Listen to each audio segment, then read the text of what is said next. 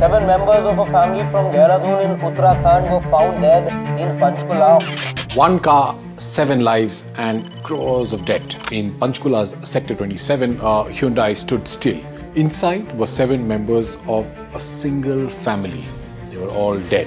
The father, Praveen Mittal, was still breathing when their neighbor Harsh found him, but he did not survive the hospital. I know many of you might feel this is just, another story about a family tragedy somewhere. But in this video, I will tell you why this grave tragedy may just be a symptom and the real disease may be far more widespread, more than even COVID, and in cases like the Mittals, far more fatal. I'm Manish Adhikary and you're watching First Things Fast.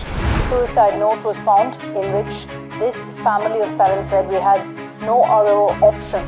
Praveen had tried everything: a scrap business in Panchkula, a travel company in Dehradun, a taxi business. He failed every time. The losses kept mounting. Over 12 crore in unpaid loans. He went bankrupt. So one day he packed his entire family, his wife, 3 children and aging parents into that car. Police say he used poisonous chemicals. All of them died. What happens to the Mittals is a mirror to what's happening in homes across India, because this is not an isolated case. Here's the reality. India's household debt is rising like never before. Before the pandemic, household debt was around 33% of our GDP. Now it's at nearly 43%. Now loans have become a lifeline naturally. From March 2021 to March 2024, personal loans shot up by 75%. Microfinance loans, that's the loans poor people take, jumped by 67%. Incomes, they've only grown 43% in that same time, which means people are borrowing more than they're earning.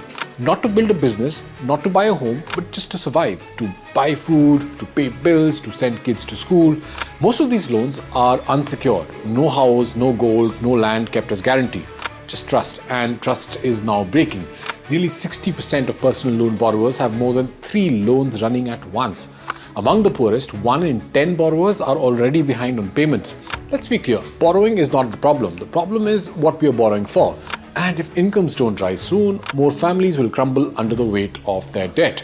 The RBI sees it, banks know it, but who's listening to families like the Mittals?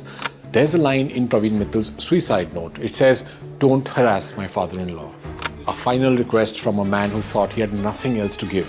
He did what he thought was the only way out. But that should never be the only option left to anyone. I'm Manish Adhikary. Thank you for watching First Things Fast.